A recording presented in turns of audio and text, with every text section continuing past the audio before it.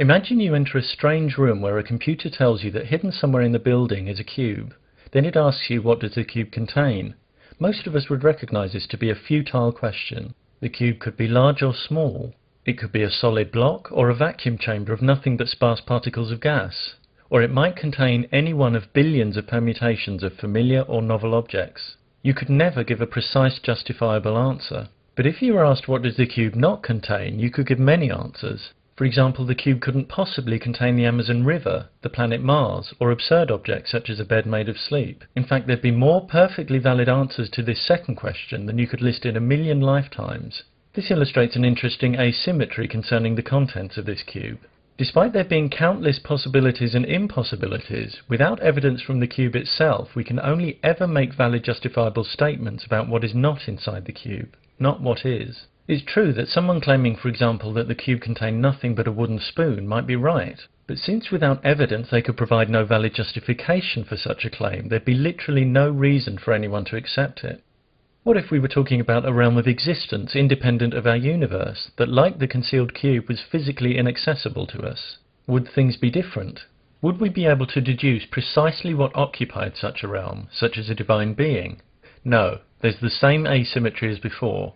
Countless kinds of being might exist independently of our universe. Countless logically impossible beings cannot. But while we can list many kinds of being that can't exist there because they violate logic, we can't list those, if any, that do. Any attempt to argue that a specific divine being exists in an inaccessible realm of reality is an attempt to argue for either the impossible or the unknowable.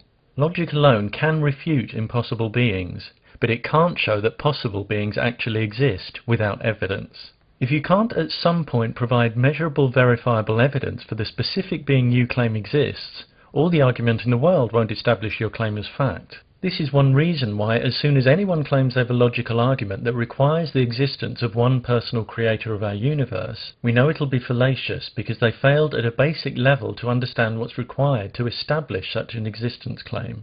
It's just a question of identifying where the errors are.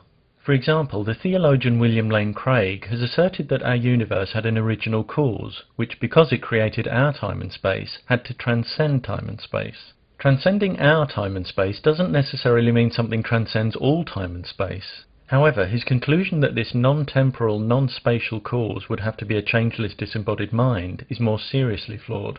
A changeless mind is by definition non-functioning.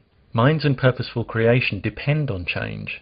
Craig's changeless creator is self-contradicting and belongs to the category of the logically impossible. However seemingly plausible they may sound to the unwary or the already persuaded, all popular arguments for the existence of specific gods are based on false premises and/or conclusions and unjustified presuppositions, and 100 invalid arguments don't accumulate into one valid one. Many people with theistic beliefs don't get tangled up in pursuing doomed arguments like these. They know they can't prove gods with logic and have no need to do so. They realize their beliefs are personal and that others are entitled to different views. However, when you're not so willing to respect difference, when you disparage, attack, or work to create disadvantage for others because they don't share your beliefs, it shouldn't surprise you when those you try to oppress object to this unreasonable attitude and expose the flawed arguments that shore it up. A belief in one or more gods might sustain you in your own life, but when you pressure others to adopt your beliefs and participate in practices associated with those beliefs, you give up the luxury of not having to explain yourself. You give yourself the burden of proof. And certain reasons that might seem sound when justifying a belief to yourself are simply not valid when you're trying to establish existence claims to other people, however passionately you express them. You can't pester and bully people and then retreat behind faith when challenged on your behaviour. And if you can't demonstrate that gods exist, resorting to emotional blackmail to try to get people to believe is a dishonest tactic. When those who don't believe in gods show theistic claims to be invalid, it's often claimed that they're trying to prove gods don't exist. In fact, all they're doing is exposing flawed reasoning and encouraging intellectual honesty. It's understandable that when some have their claims debunked, it's an uncomfortable feeling, and employing red herrings becomes an attractive way to wriggle out of admitting their mistakes. But debunking claims about the existence of gods is just showing those who make such claims that they can't assert what they're trying to assert. The question of defining divine entities is where the problems begin. As soon as you define any god, you must justify why you've defined it that way, giving a valid reason for each quality you're attributing to it. Many who realize they can't justify any particular definitions avoid them altogether. But without definition, there's no adequately formed concept to have a belief about. And this is the stumbling block when people are asked to define the gods they claim exist. As their divine definitions become more specific, they have more to justify. The flaws in their logic become more numerous, and their arguments become easier to refute. Conversely, as their definitions become more vague, the entities they're proposing cease to have any practical relevance. Ironically, the way many people define gods means that as well as having no logical support, they can't be supported with evidence either. For example, as soon as you say God X is non-physical, you've proposed a being that can't be quantified, tested, or perceived, even in principle. You literally have nothing to work with. When trying to justify non-physical entities, people will often point out that we can't see the wind, but we still know it's there.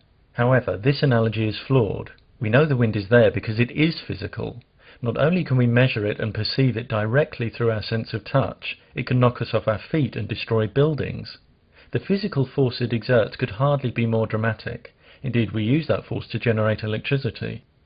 By contrast, it's not even clear what a being with no conceivable physical characteristics is supposed to mean. Even if you were proposing an entity that had a different type of physical existence, making it undetectable to humans, you'd have enough trouble explaining how you could know it was there. Many claim that the existence of particular gods can be demonstrated, that their powers can be manifested physically, and that these physical manifestations count as evidence. But even if we were to witness an event that genuinely challenged our understanding, that wouldn't justify inferring any specific divine agency. At most, it could indicate power, intelligence, and/or technology that was unknown, both in its number and its nature. Imagine a group of people unfamiliar with electronic technology being duped into watching a carefully staged CGI animation of a man turning into a lion. If they thought they'd just seen evidence of divine magic, we'd know that conclusion was false and due entirely to an illusion of technology beyond their experience. Likewise, if you were to see something genuinely jaw-dropping like stars spelling out words in the sky, you'd have no basis for drawing any reliable conclusions about the specific causes of what you were witnessing. You could be having your brain expertly controlled by aliens. You could be having a psychotic break from reality. We already know that brains can conjure up richly detailed worlds when we dream, and that their dysfunction can cause us to hallucinate. If some kind of intelligence was responsible, anything with the ability to manipulate physical matter or our perceptions to that extent could easily disguise itself, so we could never be sure of its identity. With such fallible brains and such limited technology, a spectacle like this would simply be beyond the scale of what we could apprehend or investigate. Could life forms of vastly greater intelligence and power exist beyond the current reach of our perception and technology? Certainly. But even if we were ever to find evidence of greater intelligence, that would still not constitute evidence of specific gods. Even if some kind of intelligence initiated the existence of our universe, there's nothing to say what the nature of that intelligence was. Whether it was a single rather than a collective intelligence, whether or not part of that intelligence remains interested in the universe, let alone the affairs of humans, whether or not that intelligence is aware of our tiny planet, let alone capable of communicating with its inhabitants, or even whether or not that intelligence still exists. When you impartially review a factual claim that, for example, one divine universe creator currently monitors and judges every human life, the layers of unjustified assumption needed to make such a claim become starkly apparent. One would be no less justified in proposing a race of aliens that created our universe with an advanced machine and annihilated themselves in the process. As soon as you propose any specific being, the nature of whose existence can't be reliably examined and quantified, even in principle, you're talking about a non-scientific concept that's insupportable by either logic or evidence. Without logic or evidence at your disposal, you have no grounds for demanding that anyone agrees with you. You certainly have no grounds for bullying and ostracizing them when they don't. But if that's the way you deal with independent thought, your fallacious arguments will continue to be exposed until you grow out of your need for everyone to subscribe to your faith-based ideas. When you start being honest with yourself about what you know and what you don't know, you're likely to realize that you're in no position to be shouting the odds. And when you understand that it's behavior that has the practical impact on our lives, you may realize that it's not whether we believe in gods, but how we treat each other that says the most about our character. If you attack, condemn, or use emotional blackmail on people because they don't share your belief in one or more gods, you're invited to consider what that says about you and how it squares with the values you claim to embrace.